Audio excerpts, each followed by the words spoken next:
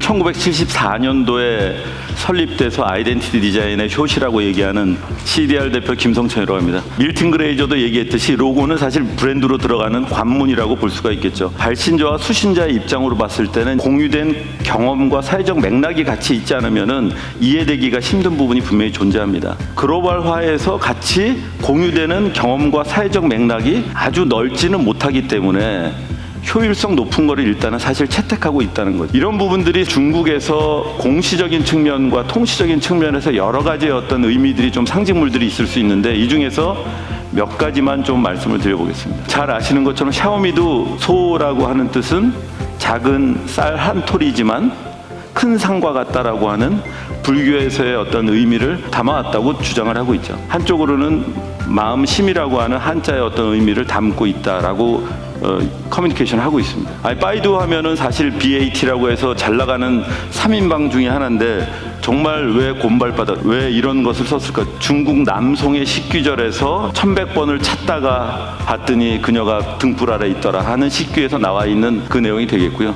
이 푸른 발바닥은 사람이 가는 곳마다 흔적을 남긴다고 하는 성경에 있는 구절을 썼습니다. 중국에서 지금의 어떤 트렌드들은 중국 상징 자체가 서구 문명을 접하면서 변화를 분명히 해가고 있습니다. 그러면서 글로벌 상징들을 모방하는 어떤 형태들도 많이 보여집니다.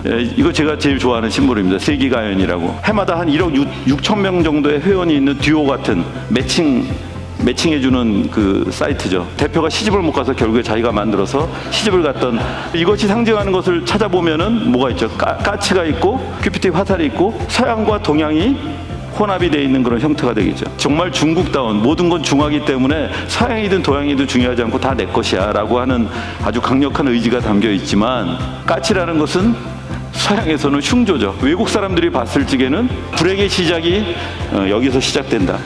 저는 그래서 이 심볼을 굉장히 좀 감명 깊게 보고 있습니다. 상하이 자동차에서 로이라는 걸 만들어서, 이것도 굉장히 브랜드 쪽에서 얘기 많이 됐습니다. 이런 짝퉁을 만들었어. 사실 이들의 입장에서 보면 로버를 인수를 했는데, 인수한 거는 공장과 생산 인력과 몇 개의 지적 재산권 말고는 브랜드를 인수를 못했던 거죠. 그러니까 이쪽에서는 당연히 플랫폼은 쓰되 상징은 자기네들의 어떤 화표라든가 석사자라든가 이런 부분들을 활용해서 서양의 플랫폼에 맞게 담아내는 것이 있는 거죠. 오늘 만나서 말씀드리고 싶은 건, 사실 커뮤니케이션이라는 것은 타자에 대한 이해가 가장 중요하고, 브랜드의 스토리를 입히는 것은 그 상징이 어디에서 출발했느냐를 알아야지만이 이해가 되는 것이고, 동양 상징과 서양 상징이라고 하는 부분에 대해서 그것이 배타적인 개념에서의 두 개가 대치 관계가 아니라 같이 조화롭게 쓰일 수 있는 방법에 대해서 사실은 우리가 알아야 된다고 생각을 합니다. 오리진이라고 하는 것은 우리가 알고 있었던 보편성과 익숙함을 갖고 있지만, 특별하게 하고 좀 낯설게 하고 좀 세계화를 한다고 하면은